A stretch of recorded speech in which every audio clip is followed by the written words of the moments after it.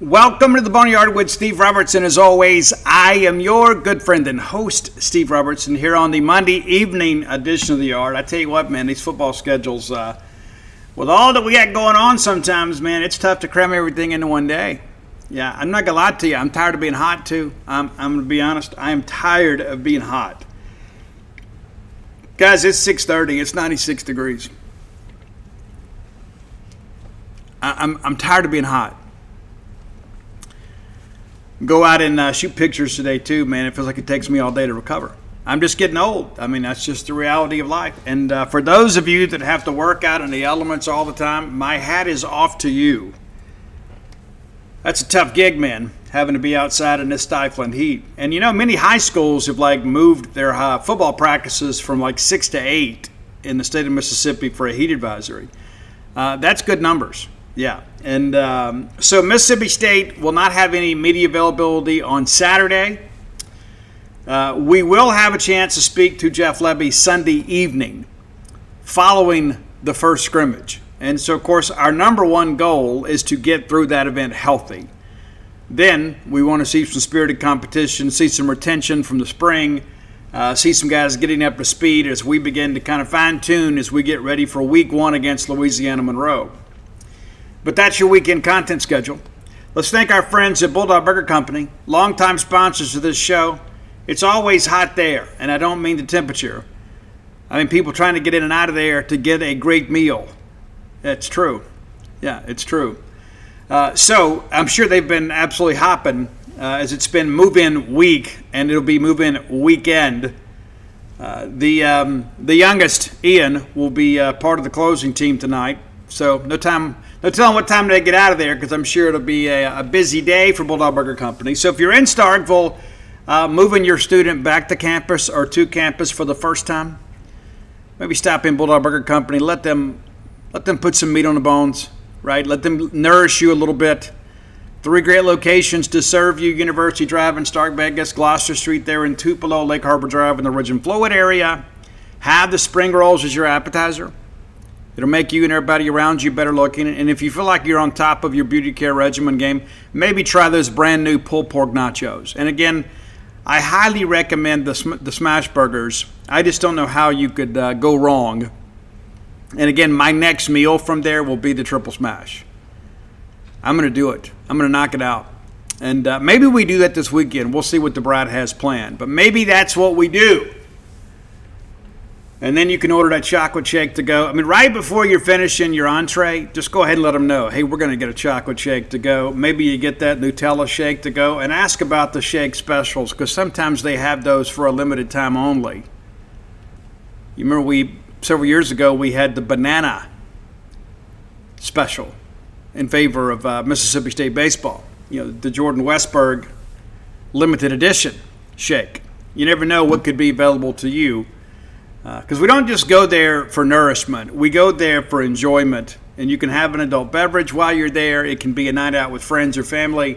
Whatever you choose, you can get it accommodated at Bulldog Burger Company. The place where people go to meet. M-E-A-T. All right, let's talk a little bit about a few things. The first thing I'll say is, again, we absolutely appreciate and commend everybody involved with Mississippi State Communications for giving us so much access this week. I'm one of those kinds of people where it's never enough, right? Now, that doesn't mean I can't keep my mouth shut. I'd love to be able to be there for all of it. Of course, I'd probably need an IV drip to make it through the evening hours. But, yeah, they've been very accommodating for us, and they've brought a variety of players. And as we get towards the end of camp, you know, they'll do their best to kind of get through most of the notables. But once we get into game week, you know, you're probably going to hear from Camario every week, and then whoever the offensive and defensive heroes were from the previous weekend. So, yeah, they're trying not to duplicate, but they've done a good job. They really have. Matt and everybody done a really good job. And I appreciate it so much because, listen, we're your eyes and ears. You guys have interest in this program. That's why you're financially and emotionally invested in it. And so sometimes you just want to know, hey, what's my team look like? You know, and that's kind of where we come in. So today we got our first look at Jahron Manning and Malick Sylla as they appeared to be in some type of, acclimation process. They were not wearing jersey numbers. They were wearing those, concussion preventative helmets, and they were limited participants in the day. We did nab some pictures of them just so you can kind of see, visual evidence that they're actually here.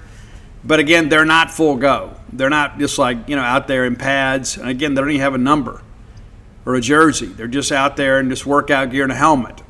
And so kind of where that stands is basically where it has. Nothing has changed. Like I see some people out there, again, kind of setting themselves up for disappointment. And let me explain what I mean. This may work out, okay? But the fact that they have been in practice today means nothing. It means nothing. Now, I'm a guy that's got a pretty good network of sources. I can assure you of that. I don't have any sources in the 10th District Court of Appeals. That appellate court, I don't have any sources there. Nor does anybody else. Nobody knows how the appellate court's going to rule. And furthermore, there's nothing to know at this point. You say, but Steve, how do you know? Well, it's because it's public record. The Wisney plaintiffs have until midnight Pacific time tonight, or Mountain Time, Mountain Time, to file their response to the appeal from the NCAA. Then on Monday, after the NCAA has had the opportunity to review the brief filed by the Wisney plaintiffs, they will then file their final briefs. Once both sets of briefs are in hand of the 10th Circuit Court, which is a 3-judge panel, they will then render a decision. It could come at any time. It could come Monday night. It could come next Friday. But it is expected to come at some point next week. Nothing is expected to happen this weekend unless one of the sides decides to pull out of the deal, right? The way the legal process works is, the plaintiffs get a chance to make their case and the defense gets a chance to make their case. And if you're unhappy with that, then you can appeal to the next court, which is what the NCAA has done. Now, as I wrote earlier today, because the NCAA is asking for a stay of the lower court motion, of the district court's motion. If that stay is granted, then Malick Sylla and Jahron Manning can't play. And it's interesting to me, I'm no lawyer, and I don't play one on the internet. I do the best I can to kind of figure it out and consult my own attorneys to make sure that I'm informing people of the right things, and sometimes I'm still wrong. It's what happens when you get sports journalists trying to be court TV, and vice versa. But, there's some people out there saying, oh no, that no matter what happens in the federal appellate court, that we're going to be fine here. We're going to be fine. We don't know that. And so it's interesting that so many people are making the argument because they got a positive ruling from Charlotte Sweeney, they think that's enough. And then they're saying that a higher court, even if they reverse that decision, has no impact. Again, I don't know how that works. But I know that the SEC and many other big conferences are waiting to see what the 10th Circuit does. The next part of this, too, is in the event that the stay is not granted, it's going to take months for the court to rule on the merits. Football season would likely be over. So in many respects, the NCAA basically has one shot here. Now, in the event that the stay is extended, right, if the appeals court says we're going to grant a stay of the lower court's injunction, it could be months, right, before this is resolved on either side. Because the Wisney plaintiffs will have the ability to then file an expedited motion with the United States Supreme Court. So even unless they just ruled that, hey, no, we're not going to overturn the lower court's decision, then this, and of course, granting Sylla and Jahron Manning the opportunity to play, this is something that's probably going to be in the wind for a while. So again, kind of back to this whole sourcing things, because again, people are like, oh, this has got to be a good sign. There are no signs. This is just Mississippi State being intelligent and being smart and being aggressive. It's like, hey, we don't want those guys sitting at home ordering DoorDash and watching Netflix and getting out of shape. We want them here, getting up to speed. So in the event this thing works out, they're going to be ready to go. Now again, they're not going to start week 1, but they may play week 1. Right? And so if they're sitting at home waiting for all of this to play out, again, it may be next Friday, right? So that's another week that they'd be at home rather than learning the terminology and the playbook, and it's kind of the lexicon, but also, too, just kind of being around the program. So you would waste another week. This ruling came down 2 weeks ago. And so 2 weeks later, we still don't know. Like, we had this motion, and again, I argued that it was a bad motion because it required clarification and now extra hearings, and I understand that's how the legal process works sometimes. But the initial ruling had a lot of holes in it, which is why we're where we are. Again, you grant eligibility to all these hundreds, if not thousands, of players, and then they don't have the ability to return to their team. They don't have the ability to enroll in the portal. It's kind of like, you're out there on a desert island and all of a sudden you find, a pirate's chest full of gold and there's nowhere to spend it. It's the same situation. That's probably a little bit of a forced euphemism, but you kind of understand what I'm saying there. It doesn't there's no value in the 5th year of eligibility if I can't play. Right? And that's kind of where things sit. But again, there's not going to be any leaks out of the Court of Appeals, and these people are duty bound and sworn to public service. They take their jobs very seriously. And again, even if there was something to know, like as of now, the briefs from the Wisney plaintiffs haven't even been filed with the court, much less the answer from the NCAA. So nobody knows how this appeal is going to go. Everybody is just guessing. So again, don't read anything into the fact that they're here, other than the fact that Zach Selman, Jeff Labby, your Mississippi State team's kind of pushing the envelope a little bit, just to make sure that these guys will be closer to full go by the time the season starts. It's important to understand that. Also kind of looking around today, DJ Reed is still not back at practice, but I am told it's a high ankle sprain with him and that he is expected to be fine and be full go when we take the field in week 1. And the truth of the matter is, DJ is one of those kinds of guys, too. He's a competitor. He wants to be out there. I mean, he loves football. That's why he's at a place like Mississippi State. He loves football. And so he wants to be out there.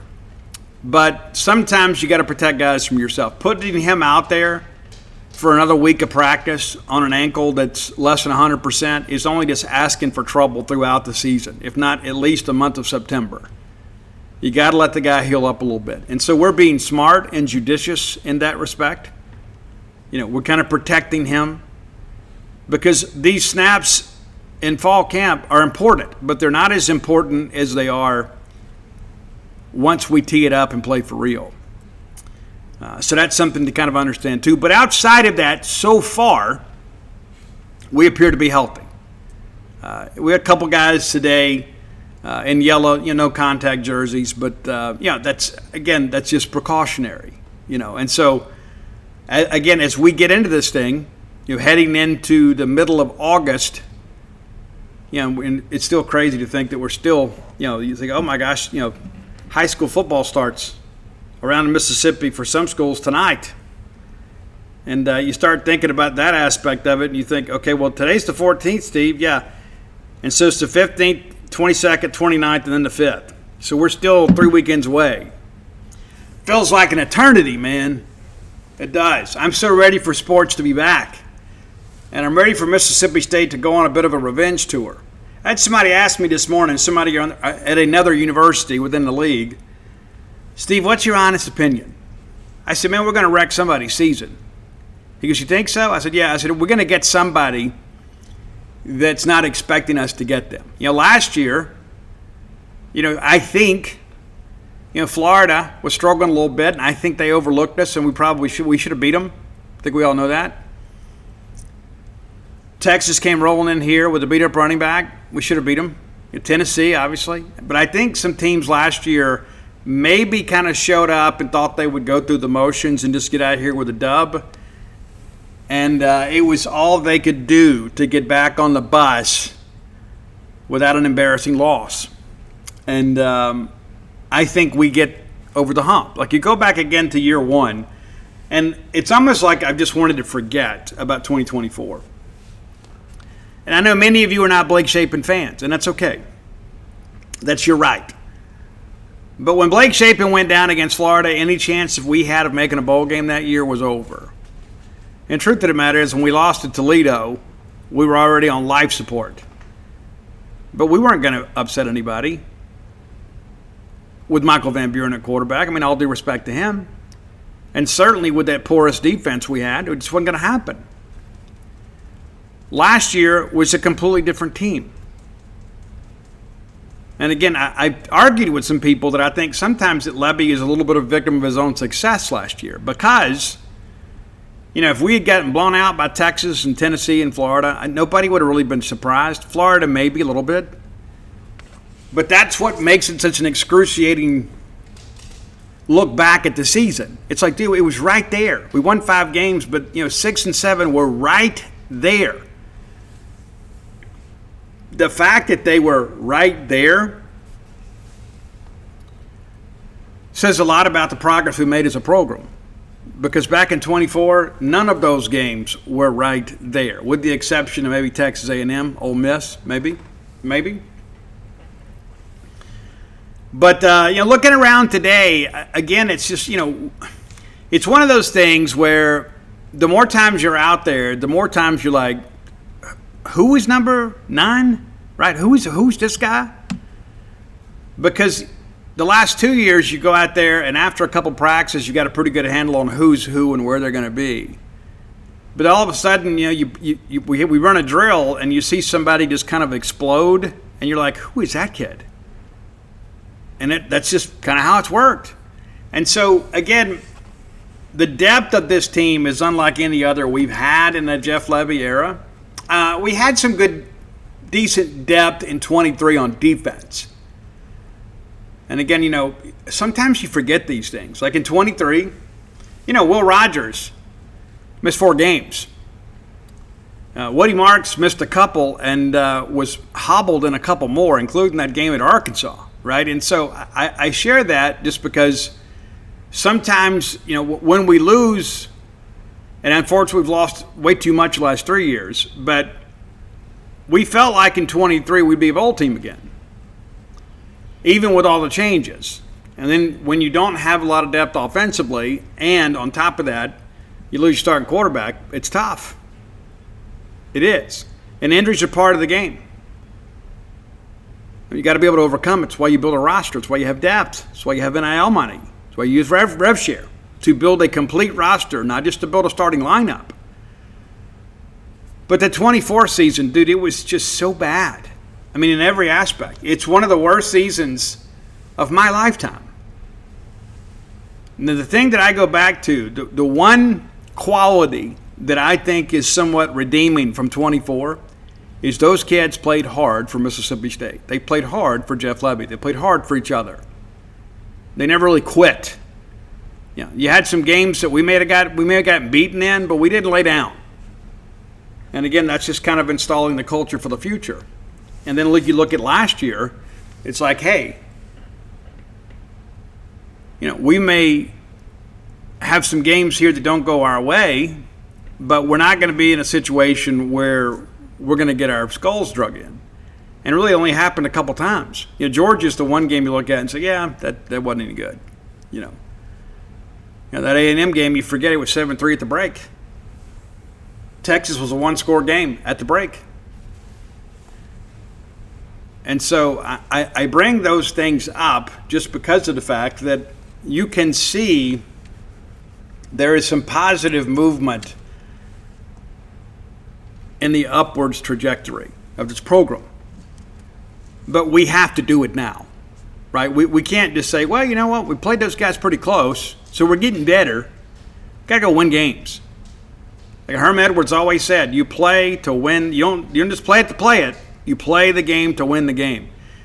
So while last year, we may have just been happy we didn't get blown out at times, we're not going to accept any more victories. Back in 24, poor old Michael Van Buren, true freshman, a guy that's just a few months removed from going to prom, is out there on the road at Georgia and Texas.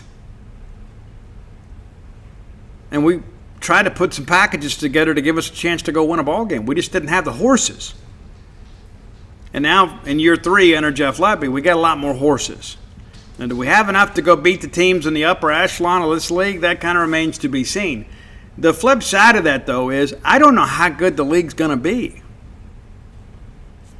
You feel like Georgia's going to be great. But outside of that, who do you look at and say, this team's going to be great?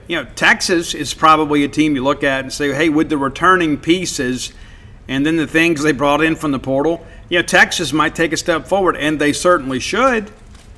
And so they have the potential to be great too. Outside of that, I don't know if there's another team that you look at and say, they're going to be great. And some would say, well, Steve, A&M made the playoffs. Guys, Marcel Reed will give you the football game if you let him. And so that's kind of been the book on him. And they didn't have a good run in the playoffs. But they made it. But I don't think you look at that A&M team and say, this team's going to be great. But Elko, in the 2 years he's been there, has put a good team on the field. So they're going to be good.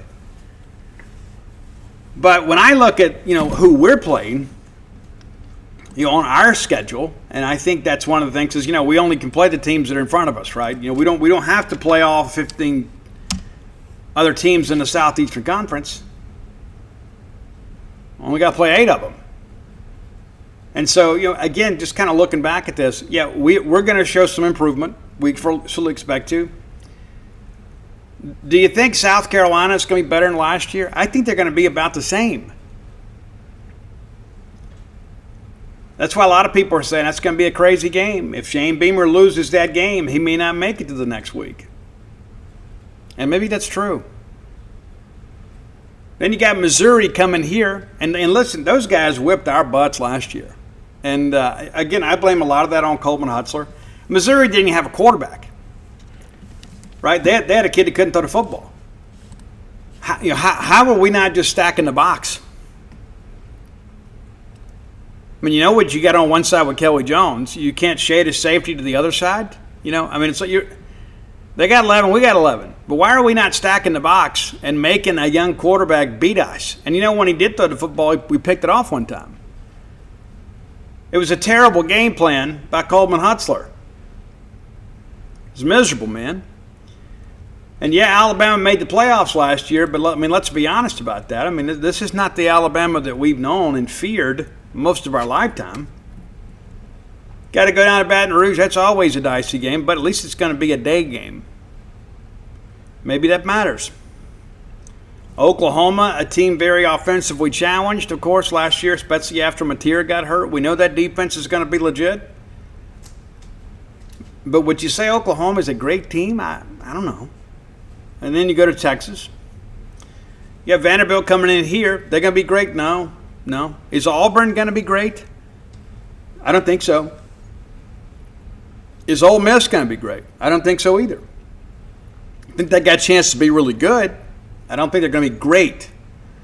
And so, again, you look at this 8 SEC game schedule, and you begin to kind of ask yourself, okay, should Mississippi State win their 3 non-conference games? The most difficult one's going to be on the road at Minnesota. But outside of that, do we have a chance to go 3-0 in non-conference? Yes, we do. Should it be a 4-game non-conference schedule? Yes, it should. Idiots. I cannot believe people voted for that. Anyway, it's made it hard on the rest of us. But outside of that, you got a 9-game SEC schedule. We did go, but I had to remind myself. And so if I win 3, If I want 3 non-conference games, I got to get 3 more. I got to get 3 more to get bowl eligible. Can we win at South Carolina? Well, I think we can. I don't know if we will, but I think we can. Can we get Missouri in here, especially if Mott Hardy's not 100%? Well, I think, yes, we can. Don't know if we will, but I think we can. Then you got Alabama coming in here. That'll be a raucous atmosphere, and I hate that it's a day game. Can we get Alabama with their Alabama's quarterback issues? Maybe. It's going to be tough to go to LSU and win. I think we all see that. But, Jeff Lebby's going to be up for the Oklahoma game. That Oklahoma defense is going to be up for Jeff Lebby too. But that could be an interesting game too. Oklahoma didn't score a lot of points last year. And going down to Texas, we played them pretty well the last 2 years. It kind of got away from us in 24, but, last year. Yeah, Jeff Lebby shouldn't have to say anything by going to play Texas. But then you got Vanderbilt and Auburn. Can you get those two? Can you win an Egg Bowl on the road? Maybe. And so I say that because there's a lot of maybes on this schedule. And I'm not going to be happy just to go to Liberty Bowl, but after what we've been through, to have a chance to finish with a winning season for the first time since 2022, I would take that. You want to send us to the Birmingham Bowl? Cool, let's go.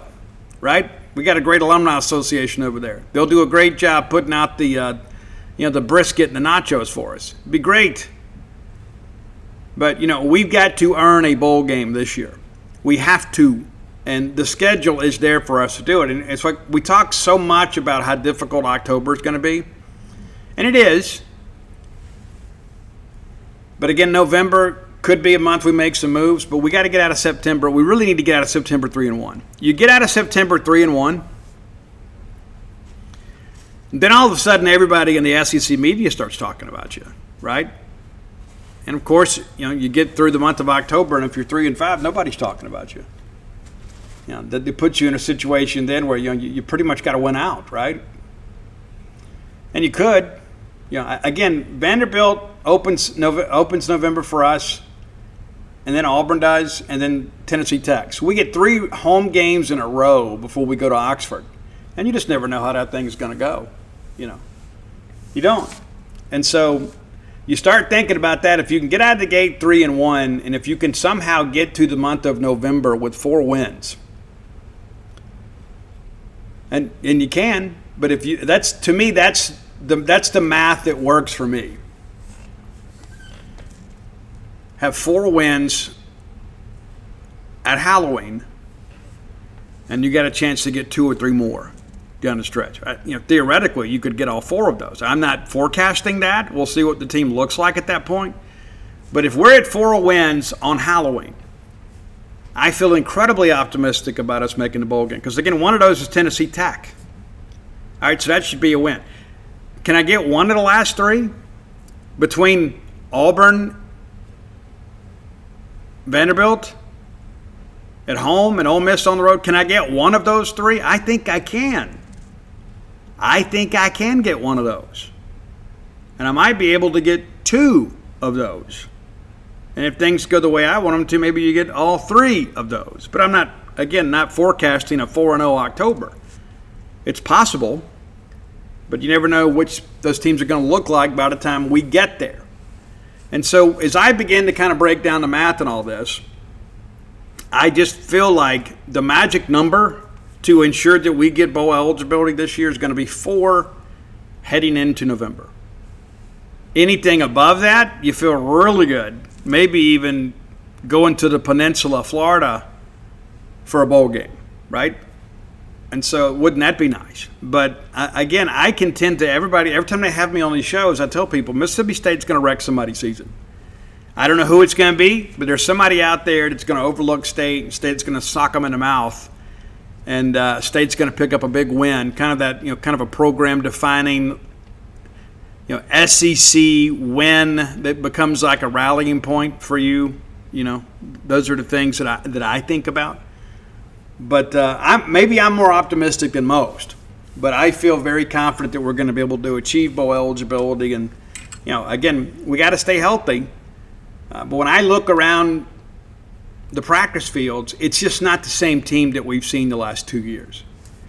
And that's not me whistling Dixie. I mean, that's just, I'll shoot the pictures for you and I'll show you. It's just not the same team. It's not the same look. It's not the same athleticism.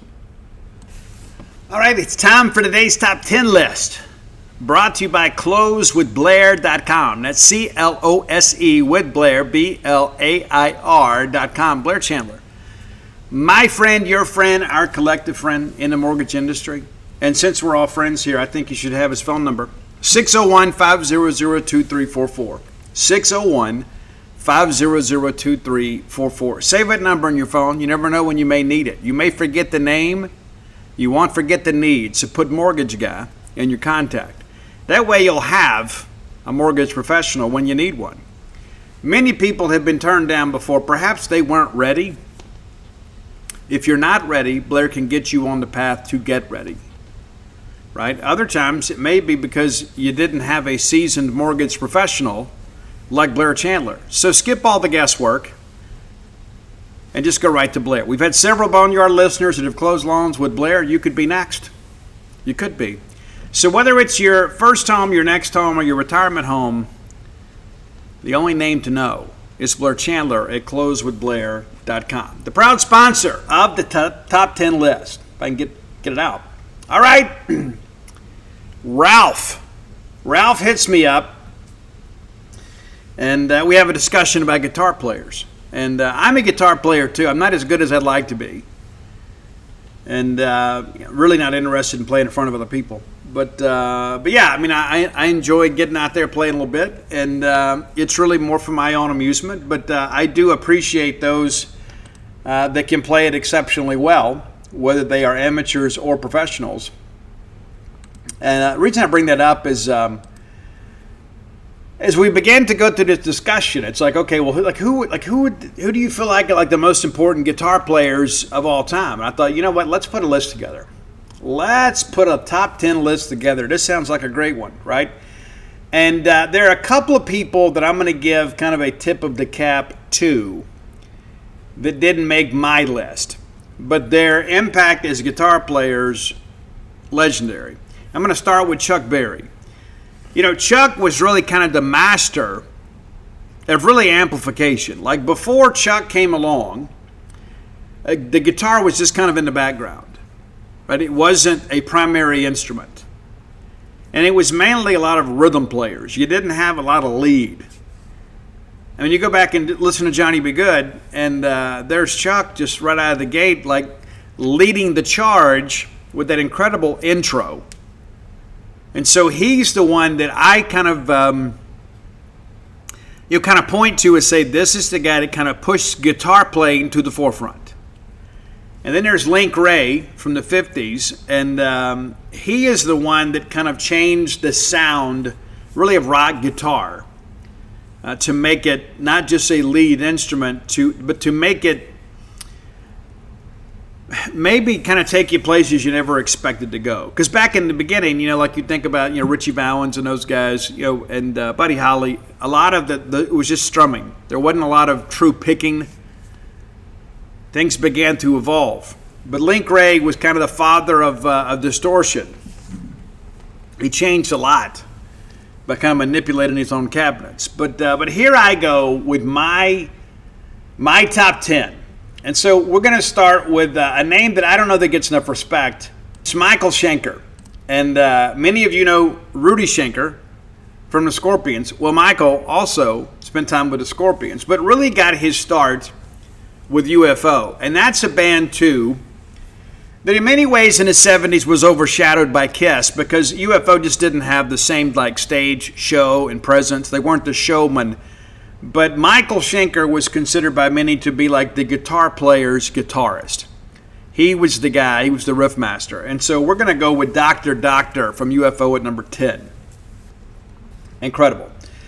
Now, this is a little interesting. This is a controversial pick. And it's not to me. It makes perfect sense to me.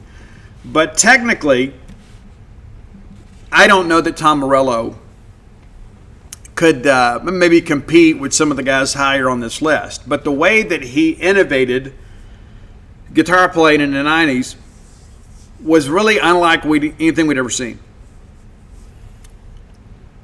And I think a lot of that, too, is because maybe Tom wasn't the great soloist. Maybe he couldn't sit down like a Kirk Hammett that didn't make our list, but I know many of you would want to give him an honorable mention, so we shall, right? But Tom could make noise with the guitar that we had never heard before. And a lot of that, too, was kind of manipulating pedals and using the kill switch and things like that. There's a lot of things, and as Tom Morello said, like his job was to kind of sound like a DJ on a guitar. So I have him at number 9 because he's one of, in my estimation, one of the key disruptors in guitar playing. And what I mean by that is somebody that just simply went against the grain and did their own thing. To me, he is one of maybe a half dozen guys. I would say this guy was a disruptor. All right, number 8. You knew at some point he would make it, and again, not a great soloist, but a riff master. And some people are kind of critical of AC/DC and Angus Young because it all seems so cookie cutter. What I would suggest is you don't know a lot about guitar playing. Now, is there a formula to songwriting? Absolutely. And Angus has a signature sound, but so much of what he does with that Gibson SG is a lot different than what other people do. And again, it's one of those things, too, that is kind of based in the blues. And again, one of the reasons a lot of people like AC/DC is it's a lot easier to play along to AC/DC, but you can't replicate the same tone and attitude that Angus Young has. No ifs, ands, or buts about it. So we're going to go with Thunderstruck here at number 8. Number 7, one of my favorites. Now, I love the early Deep Purple stuff. Absolutely love it. I do. Smoke on the Water, all that stuff, Highway Star. I love it. I do. But to me, the best version of Ritchie Blackmore that ever was in Rainbow. That's my feeling. And I think the best Rainbow days were with Ronnie James Dio. Of course, there's some good stuff with Joe Lynn Turner and others. Rainbow had a lasting impact. But I don't know there's a lot of people that maybe fully appreciate things. Since You've Been Gone, things like that, Long Live Rock and Roll, that stuff is just synonymous with great rock and roll music. And so we're going to go with my favorite Rainbow song. There is like a 9-minute version on YouTube they play it live, and it's so ridiculous. But it's Man on a Silver Mountain.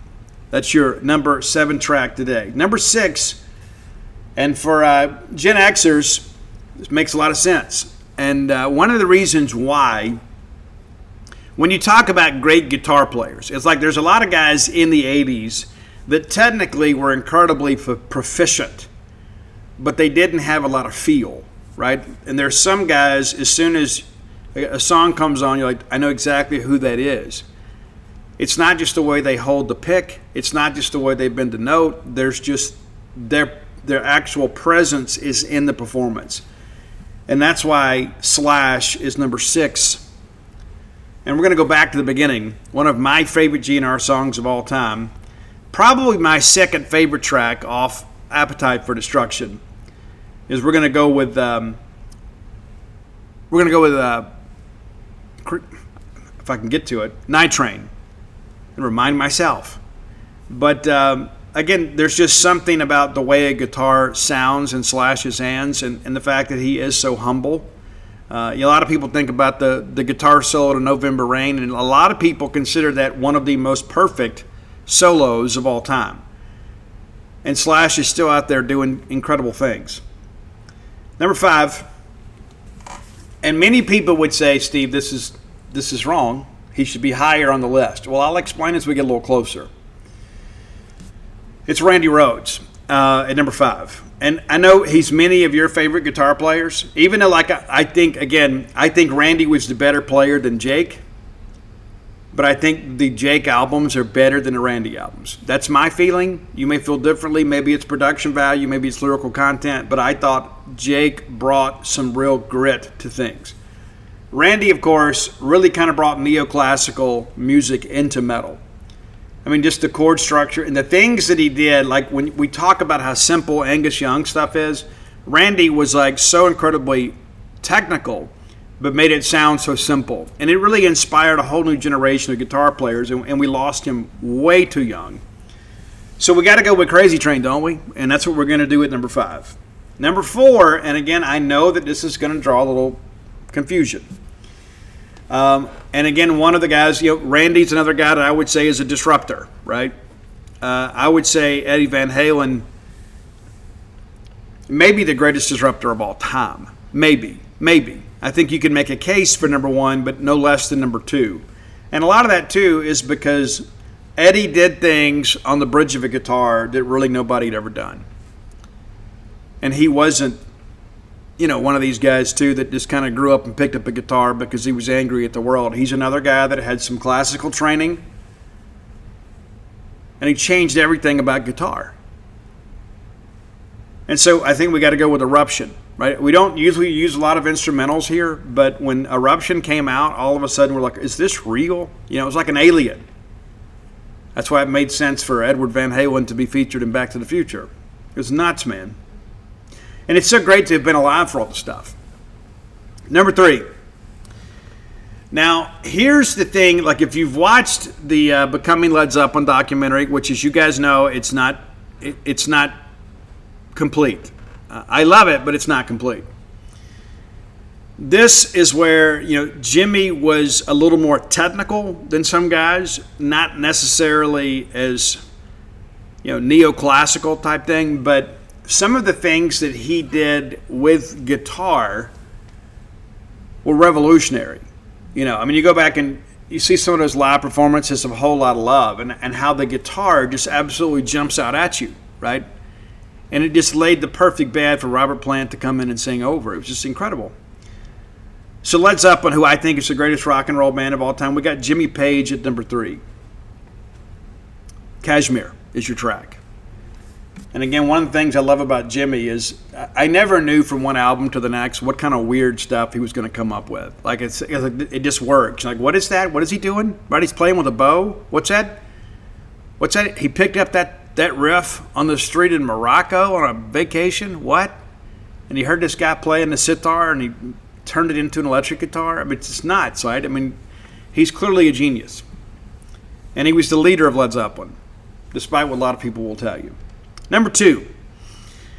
Now, for those of us that know heavy metal, and there's a lot of people like, and all due respect, their version of mid-'80s heavy metal was like Bon Jovi and Poison, and that's what we called it, was heavy metal, but it really wasn't. It was very popish. Not to say there's not value in it. I'm not being a music snob here, but it wasn't heavy metal. And what's ironic is the father of heavy metal, Tony Iommi, the patron saint of heavy metal. It's so interesting how these things kind of came to be with he and Ozzy, right?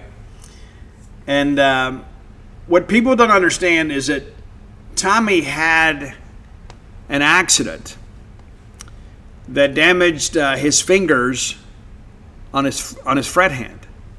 And so what he did, because he didn't want to give up playing guitar, is he changed the tuning on his guitar for comfort. Not as a stylistic choice, not as some creative experiment, just because he could play without pain. And all of a sudden, we got the graveyard version of heavy metal. We got like the root cause of it all. And ironically, it all became a thing because the guy was just trying to be able to play guitar without pain. It's crazy, man. It is. And that's kind of how life works sometimes. It's like, necessity is the mother of invention and innovation. And so in order to keep playing, he had to make some changes. And ultimately, he spawned a new art form of music. So we're going to go with War Pigs at number 2. And you could say, Steve, who could be next?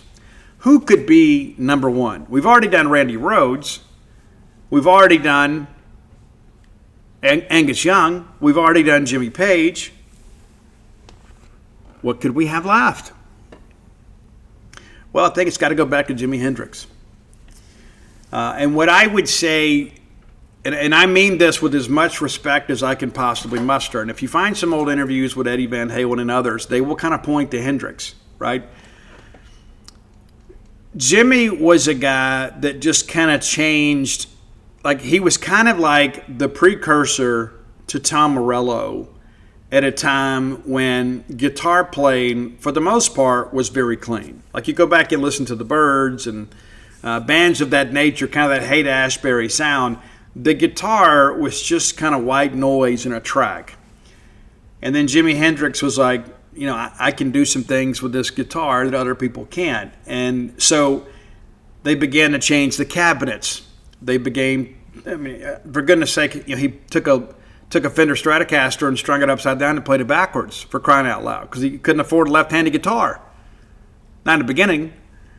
And so a lot of what people experienced in the 60s with Jimmy was Jimmy's way of trying to express himself in a way that had never been expressed on his instrument of choice. And, you know, like, I love Crosstown Traffic. I love all that stuff. You know, and Jimmy, of course, with one of the Ozzy brothers, did a great version of Day Tripper. It's nuts, man. It's nuts. But we're going to go with Purple Haze at number 1. And I say this with as much respect as I can. Link Ray, obviously, we talked about, kind of changed what we saw with distortion to make distortion a big thing. Jimi Hendrix took distortion and made it an art form. And so when you get to Jimmy, a lot of what Jimmy did, everybody else is kind of sacred fruit from the same tree. So I don't know if there is an Eddie Van Halen as we know him without Jimi Hendrix. Now, was Eddie a more technical player? Absolutely, you better believe it. But I think the way that Jimmy was able to use the distortion and all the things that he did with feedback and things like that in conjunction with the harmonies, to me, makes him the most influential guitar player of all time. That's my feeling. You may disagree. Feel free to let me know. What did these engagement farmers say? Let us know down in the comments, and they don't even read your comments, right? That's what that's about. They give you, you know, they conduct some poll just so they can get your click and your like and your comment. But that's my feeling. And hey, if I've missed somebody, let me know. And a lot of people, like some of my friends back home, would like, dude, you didn't include Mick Mars, and I didn't. I didn't include Mick Mars or Jeff Beck in that respect too. Yngwie Malmsteen is a guy too that when the Rising Force came out, we were like, we'd never heard anything quite like this. But I think a lot of what Yngwie did, in many respects, was really, in some respects, kind of an homage to Eddie Van Halen, right? So I think Eddie kind of has the shredding part of it handled without us working in Yngwie. And of course, I got some friends in music that can't stand Yngwie. But nevertheless, there are some people that it's just basically you can hear their soul when they strum a guitar or when they pick a guitar. And to me, these are the top 10 guys. So Ralph, thanks for the discussion. And it spawned this great top 10 list. I'm going to give you credit for thinking of it. But I do enjoy the music discussions. If you message me about something, it may be a while before I get back to you, but I will get back to you. And I do enjoy talking music with you guys. So if you have an idea for the top 10 list, reach out, let us know. Best way to do that is to hit up Roy Samanti, my friend, on X at Dogmatic67, DAWGMATIC 67.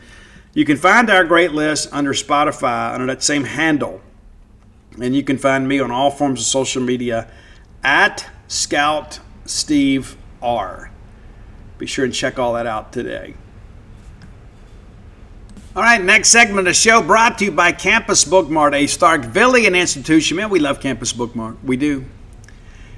And the reason we do is because they have the things we want, right? And at some point, you're going to be buying a gift for somebody that you love. Or maybe you just like them, but you want them to have a great day. Buy Mississippi State merch. We want to rep the Bulldog brand every chance we get. You can find the best selection of Mississippi State merchandise in the known universe at Campus Bookmart. Stop by and see their smiling faces the next time that you're in Starkville, or visit them on the World Wide Web courtesy of Al Gore's internet at campusbookmart.net. By being a loyal Boneyard listener, we'll give you a phrase that pays, and that is BSR. which stands for Beautiful Steve Robertson. That gets you free shipping on all orders over $75. Any order less than $75, absolutely incomplete. And whether it's apparel, decorative items, everything you need to detail out your Mississippi State fan cave, you can find it at Campus Bookmart. Be sure and check it out today. All right. We're still 3 weekends away. And again, it feels like an eternity. But let's check in on the betting odds, shall we? Kind of see, week one, one of those weeks where it feels like, everybody should win, but there's a couple of those marquee games early on that are interesting. Labor Day weekend, right? So the first game on the SEC schedule is UTEP at Oklahoma. And I don't know what you guys are expecting here, but the odds makers like Oklahoma by nearly 6 touchdowns.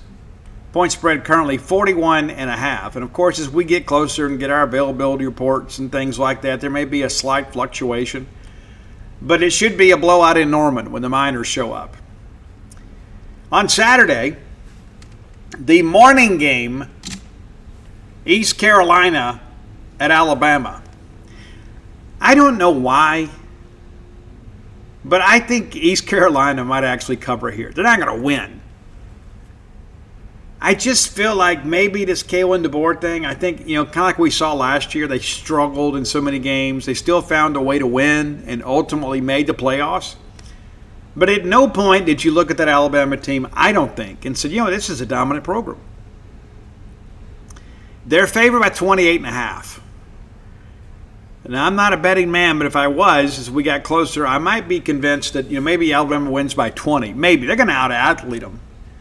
But you wonder a little bit, maybe if Alabama doesn't take their foot off the gas late and East Carolina puts a garbage touchdown up. Another one of these games, this is kind of a throwaway, the Golden Flashes of Kent State, the proud alma mater of Lou Holtz and Nick Saban, will travel to Columbia, South Carolina. Vegas likes the Gamecocks at 36.5. I don't know if the Golden Flashes have much to contend with this year. But, South Carolina's got some dudes. Not a lot. Remember, Lenore Sellers was QB1, all SEC preseason last year. I don't know how many votes he got this year, but he didn't get it. All right, Texas State. That'll be one of the 2:30 games. Texas State at Texas. I suspect nobody outside of the state of Texas will watch this game. And Texas favored by 30.5. I just don't think Texas State, the boys from San Marcos, can stop Texas. But I won't be surprised if Texas State puts a few points up. Could be interesting. All right, one of the toss-up games going to be played in Atlanta. Baylor at Auburn. We had Baylor in one of these games earlier this year, or last year, against Auburn. And Hugh Freeze and those guys go in there and win the game. It wasn't pretty, but they found a way to get it done without a lot of anxiety late. Tigers are favored by 7 in this game. 7. It could be interesting. It's first game for Alex Golish. It's, what is it, year 4 for Aranda? Maybe even longer than that. But it just feels like that, Baylor probably has a little more stability, and maybe that matters. But Auburn should have better athletes, even though they lost some skill position guys. But that could be an interesting game. Missouri State. If this was a baseball game, I might give the Bears a fighting chance here. But Missouri State's at Texas A&M, and the Aggies are favored by 39.5. I think it's pretty safe to say Texas A&M should win that. I mean, defensively, you know what to expect from the Aggies under Elko. But it'll be interesting to see, how vanilla they are offensively. They'll win this game going away. But, they lose Concepcion, right? They still got Mario Craver. But it's just an interesting dynamic. Again, week 1, new toys. We'll see. Clemson at LSU, another one of these made-for-TV games. That'll be a Saturday night game going on at the same time that we're playing. They got LSU favored by 9.5. Now, you remember when LSU won that game, they went and danced on Clemson's field? And Dabo and those guys struggled last year to get bowl eligible. And again, a lot of people thought much higher of them earlier in the year. And when LSU beat Clemson, it felt like such a big deal. Turned out that it wasn't a good deal. Neither one of them were very good last year. They got the LSU Tigers favored by 9.5 at home. In a night game, you got to like the Tigers there. And I'm not saying that to be cute. I'm talking LSU, the Bayou Bengals. Of course, Louisiana Monroe is here with us. Current line's 28.5. And, Armenta's a good quarterback at Louisiana Monroe. And everybody's like, well, they got all these transfers, and it's been year 3 for them too. Guys, there's just a different brand of athlete choosing Mississippi State than Louisiana Monroe. And of course, Ahmad Hardy went to Louisiana Monroe as a freshman, one of the best running backs in the country, went to Missouri. Now he's, a guy that's expected to have a pretty big payday next spring. There's no Ahmad Hardy coming out of that tunnel for the Warhawks. I like State to win this game and cover. Florida Atlantic's at Florida, and it's 26.5. And listen, the Owls, let's just kind of be honest. Is FAU ever going to have a team that would match up with Florida? I'd say probably no. And John Summerall, veteran coach, took Tulane to the playoffs last year. A lot of people don't like John Summerall. I do. And he was a finalist for our job when we hired Jeff Lebby. It's just funny how life works out. All right, we get into Sunday, and Louisville and Ole Miss going to play a game here. And the Rebels currently favored by 6.5. Now, from a talent standpoint, I think Ole Miss is clearly the more talented team. But, what does that mean kind of moving forward? I don't know. I think Trinidad Chambliss is probably good enough to win this game, provided they can protect him a little bit. And I know Ole Miss lost some pieces on defense, and so that'll be interesting. I just don't think Louisville's got the firepower. Honestly, I'm surprised the spread is not higher. I think Ole Miss is a much better team. The Louisville, that's my feeling. Maybe you see it a little bit differently.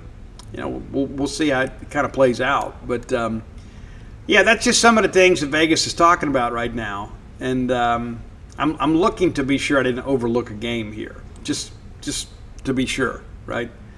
Looking around the country, there's a lot of games that are going to be these games that are just kind of tune-up games for people and paycheck games for others. I think we all probably see it the same way. But I love these Power 5 mandate games that we get to watch. That's my feeling. Especially, I just want to go win a game, right? I think that's kind of how you guys feel too. But who knows? Who knows how these things go? I do know that we need Mississippi State to finish 1-0. I can assure you of that. And then outside of that, whatever is whatever. But a lot of people ask, Steve, do you think this is a year where we're going to have a lot of 8-4, 9-3 type teams? And I would tend to agree with that. I think that's probably fair. When you look at over/under, there's not a lot of teams that are projected to have double-digit wins, and we'll see how that goes. But I think the league is going to beat each other up this year. My feelings. Looking at the Heisman odds, it's interesting how this kind of all plays out too. We've got some SEC guys in contention, as you'd expect. And it's just kind of part of the deal,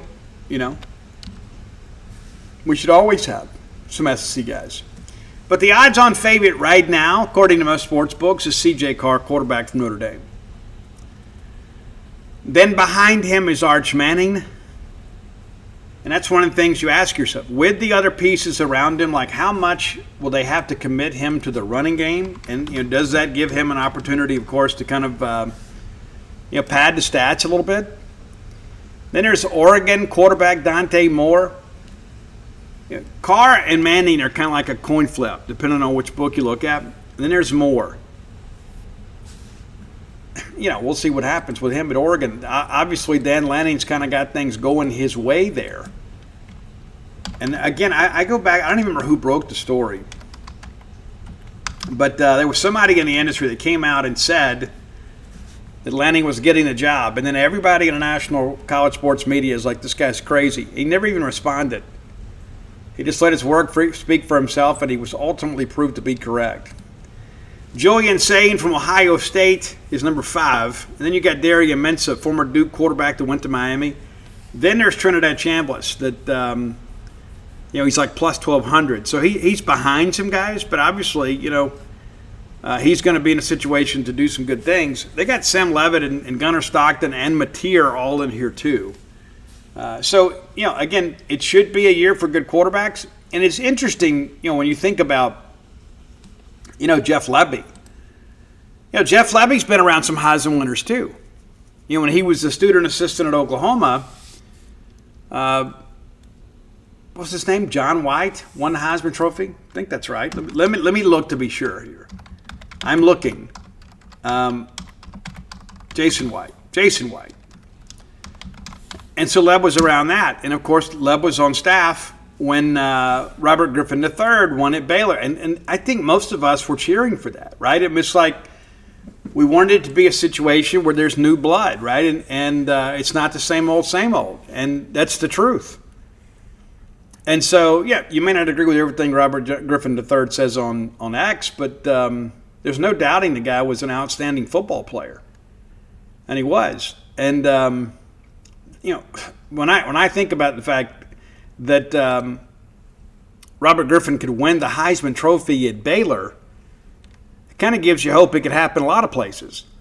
And then you look for more direct supervision. It's Mackenzie Milton from Central Florida. And a lot of people thought, hey, he was going to have an opportunity to, and he got some votes for the Heisman, but they had an undefeated season. He was a Heisman candidate twice, 17 and 18. Finished 8th in 17 and 6th in 18. So it's one of those things where you begin to kind of think, in the event that Camario has the career that we hope, then, Jeff Lebby, I don't know how to help him manage those expectations. And you remember, it was such a devastating thing when Milton got nuked in that game against South Florida. And there was a lot of people then that thought he was absolutely the favorite to win the Heisman Trophy, going in his last couple of weeks. So I just kind of shared that just because of the fact that, Jeff Lebby has been around great quarterbacks. And let's be honest, the job he did with Matt Corral at Ole Miss. Matt Corral, if they had not made the move following the 19 season and fired Matt Luke, Matt Corral is probably in the transfer portal and probably goes out and has a big year for somebody on the West Coast. Them making the coaching change and bringing in Lane Kiffin resurrected Matt Corral's career. There's no other way to look at it, right? And Jeff Lebby was a part of that too. Now, Matt obviously, was not a Heisman finalist, but the guy had a great year. And so when I think about Leb's ability to manage quarterbacks and to have been around great quarterbacks, I think he will handle this whole situation with Camario Taylor with excellence. I think he has said, hey, I've been around some great quarterbacks. You have some of the same attributes. If you do this, then here's where we can take you. Here's where this offense can lead you. And if you don't believe me, go back and look at some of those RG3 highlights in Baylor that Heisman year. It was ridiculous, man. It was absolutely ridiculous. And Camario has kind of that same, that je ne sais quoi, that people around him kind of elevate their game because they don't want to disappoint him. And you hear some of that commentary. And so, no, I don't think Camario Taylor is a Heisman finalist this year. I don't think he's a candidate this year. But I think he's one of those guys that could probably go out and work his way into it. And maybe next year you look at it and say, you know what, that Camario Taylor kid from Mississippi State's got some real ability. But we got to win enough games to make that a possibility. And we've got a great nucleus of players. We brought in some other guys that we're meshing with. But everybody will tell you how great it is playing with Camario. And I will be honest with you. I don't know, even when Dak was coming up, everybody loved Dak. And Dak was kind of package quarterback, kind of the same way that we used Camario last year. But I don't know that there was that same magnetism early in Dak's career that there is with Camario. And maybe it's because we need Camario to be great. You know, we had Tyler Russell. We were excited about Tyler. And so, you know, we figured Dak would have his time. It came sooner than we expected. But Dak had that, you know, it quality. But I think Camario, based on where he is in his career, granted, he's had 2 starts. I think Camario's got Dak beat when it comes to that attribute. As far as, like, having the true respect of his teammates, and I'm in no way diminishing Dak. We know what Dak has done. But I think Camario has shown up maybe in a position where his leadership is maybe a little more valued. And I think maybe that's because of the fact, too, that we have struggled at quarterback for a few years. You know, I mean, you know, we had the stupid offensive change in 23, and Will got hurt. And we had Mike Wright out there running around doing the best he could. And then, of course, Blake gets hurt, and we have to go out there. Michael Van Buren, Chris Parson played a little bit. I still don't know that Chris got a fair shake. But anyway, I think you look at Kamara and you think, dude, if we could just keep a quarterback healthy, a guy that has his kind of ability and his ability to put the ball in the end zone, we think great things could happen. But Camario comes along at the perfect time for this Mississippi State fan base. We need a star to cheer for. We need a leader for the entire program to rally behind, and I believe we have that in Camario.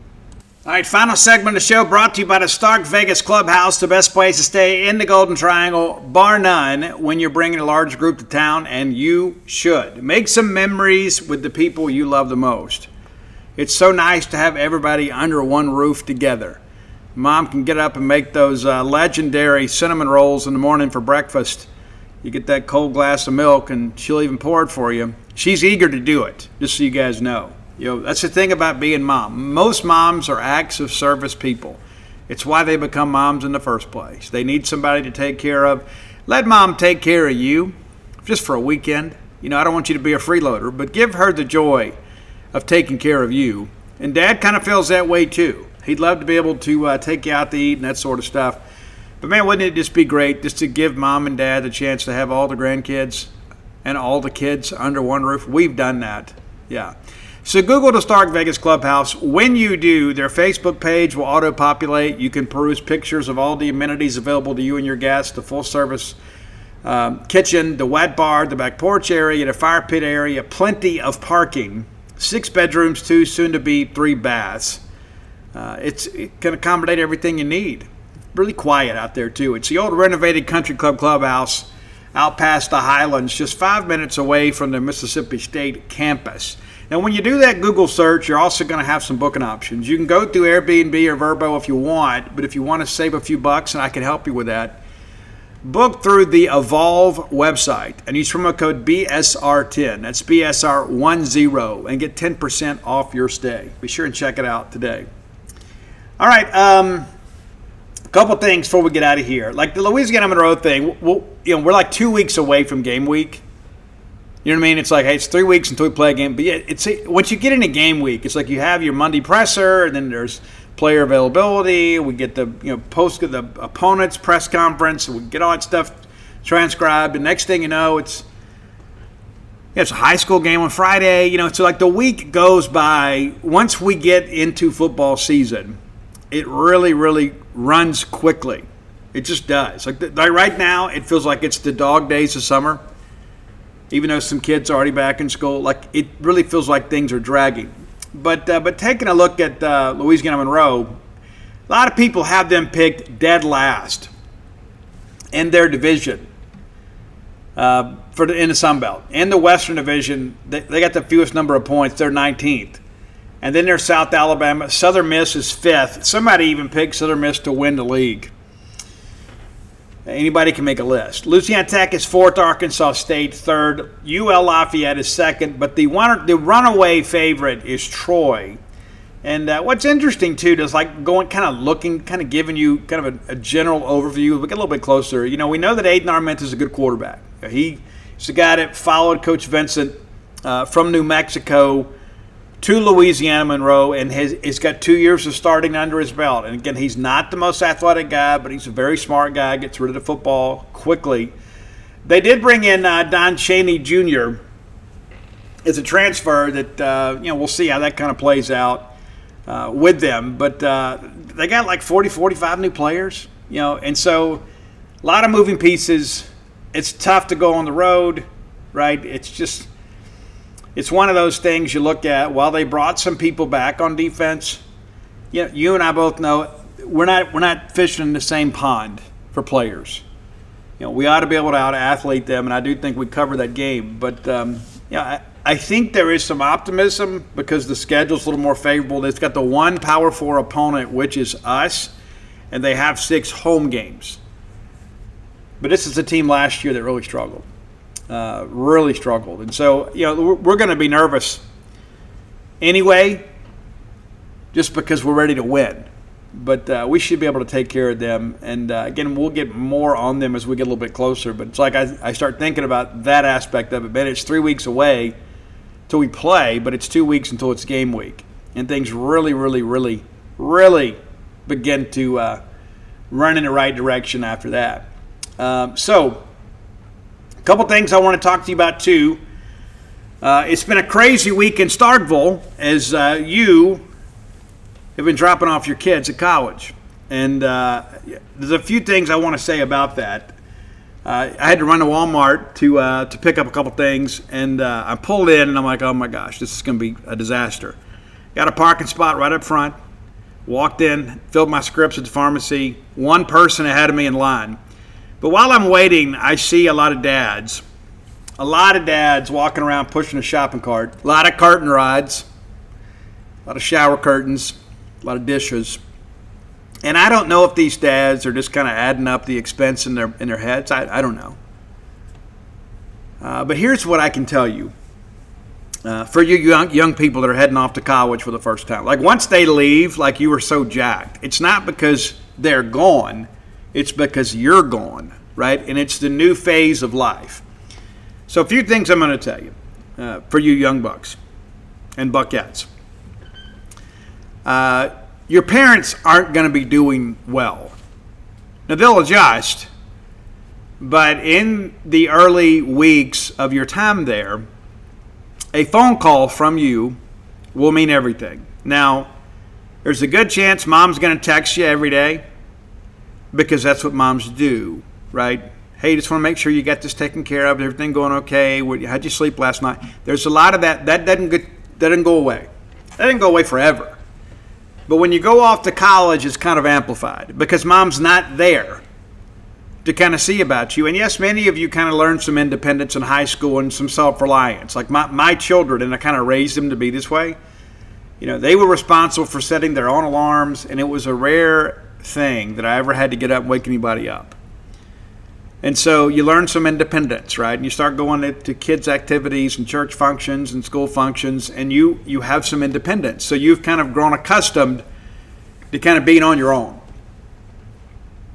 But it's different when you go to college. It's a different friend group. You'll have some friends here, but it's not that same group that you went to high school with, the same people that you grew up with in the church youth group. It's a different group.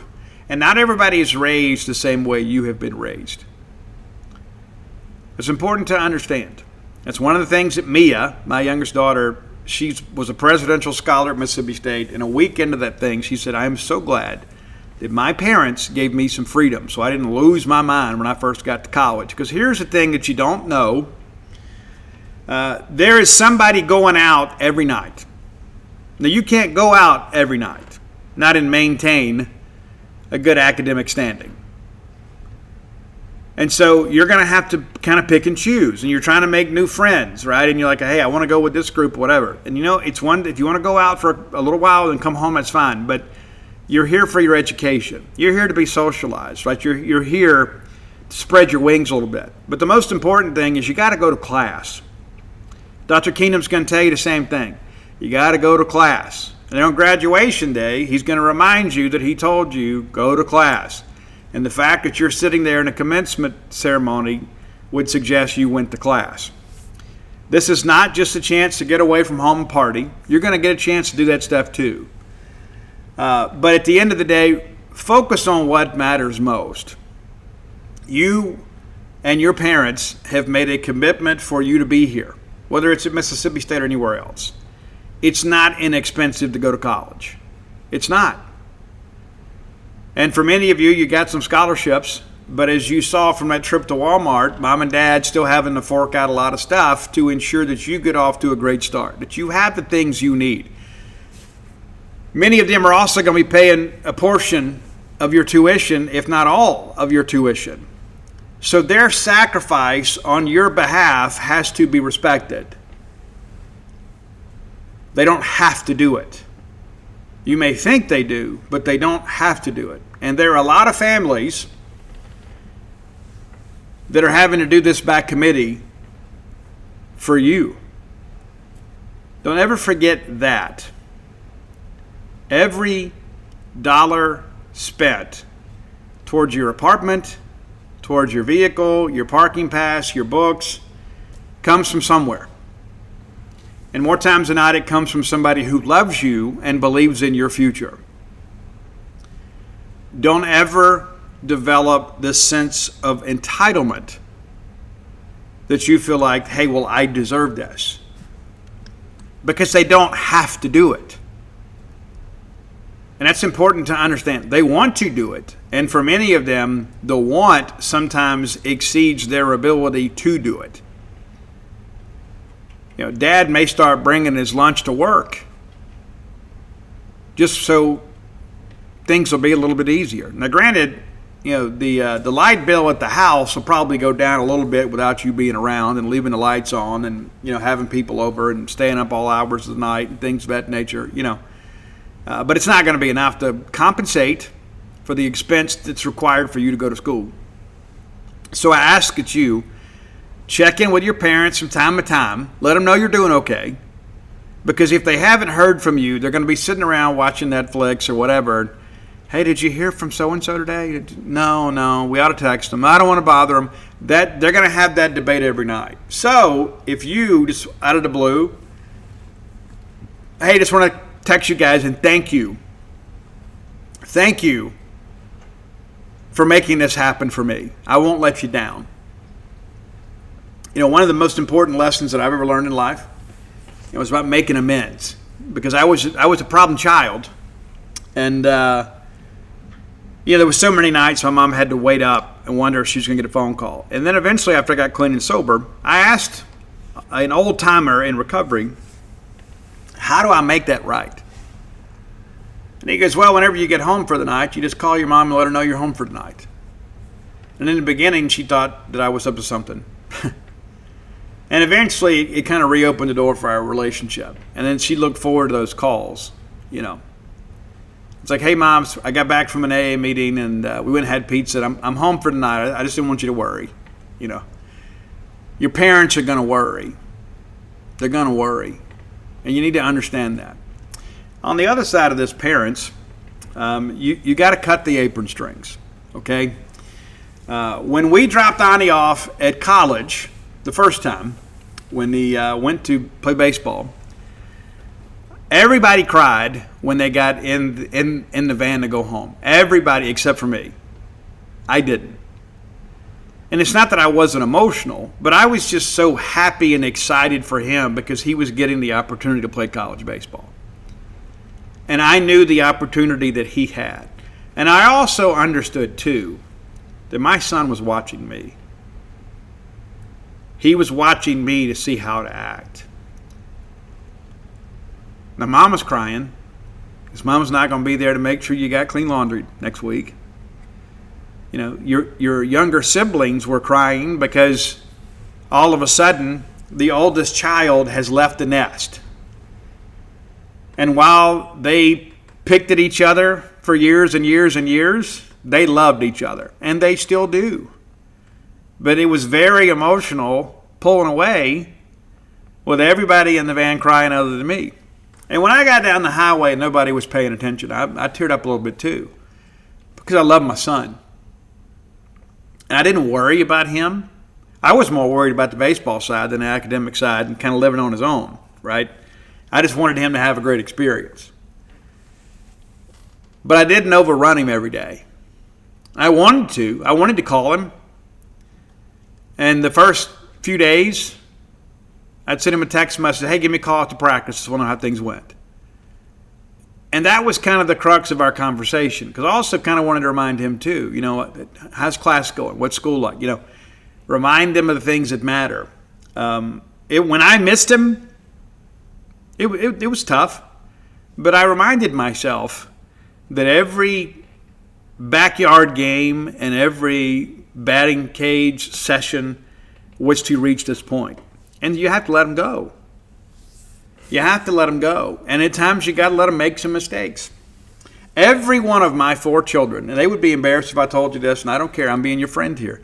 Every one of my 4 children had some minor brush with the law when they went off to college. Every one of them.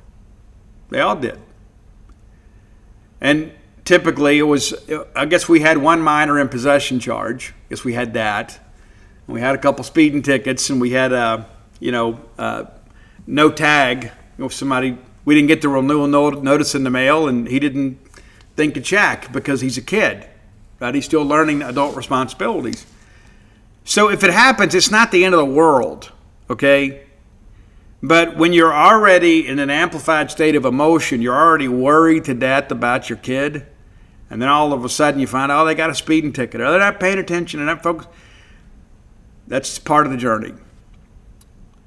Now, you got to take corrective action, of course, but don't freak out, because it's going to happen. Again, all 4 of them, right? And so now, right, my oldest is the leading business-to-business sales rep at Walmart Corporate. I got a computer engineer, and I got a Harvard Law student. And then, of course, I've got a young man that will graduate next year. I was hoping it'd be in May, but it's in December of next year. And but everybody survived it, right? So you're going to have some issues. And along the way, too, a couple of my kids had some roommate issues. They just found out they weren't compatible. And that's okay, too. It doesn't mean we got to be jerks to each other, but, we had to change rooms. We had to move some things around. Because we had some kids that operated on different schedules. We have a lot of kids, of course, that are trying to maintain some long-distance relationship. And I'm not going to tell you what's important to you. But there was one situation, one of my kids' roommates, because there were time zones and scheduling, they'd be up till 2 a.m. sometimes on FaceTime with each other or talking on Discord or whatever that gaming server is. I'm in from 1900. We didn't do that, right? But you adjust. You learn to overcome it. And so again, parents, when these little mundane problems come along, and that's what they are, let's not make them a bigger deal than they have to be. Again, you address them, but don't act like the world's coming to an end, because it's not. And for you students, a little Starkville info here. The one thing we don't want to do when we're leaving campus and we're headed to the big Walmart. I address this every year. But when we're headed to the big Walmart, you can use the left lane to navigate down 12, and then you can start getting over into the right lane as you approach Walmart. We don't want you stacking up the right-hand lane from campus on 12 all the way to Walmart. In fact, if you're going to the big Walmart, take Highway 82. It's going to save you gas. It's going to save you time. And you're going to get there quicker. So jump out on 82, backside of campus, go around to the big Walmart. However, if you just need a few things, chances are they're going to be at the Walmart neighborhood market, just off campus, just within a stone's throw of campus. So rather than going and fighting down 12 and causing gridlock on 12, just run to the neighborhood market. If you just need to go pick up some hot dogs and drinks, that's where you go. You don't need to go to the big Walmart. I know in many of your small towns, Walmart is the epicenter of all cultural activity. And so you're just used to going to the big Walmart because you never know who you may run into. Chances are that's not going to be the case here. So be mindful of that. And then don't go get a dog. Don't do it. That's the one that everybody, because here's what happens.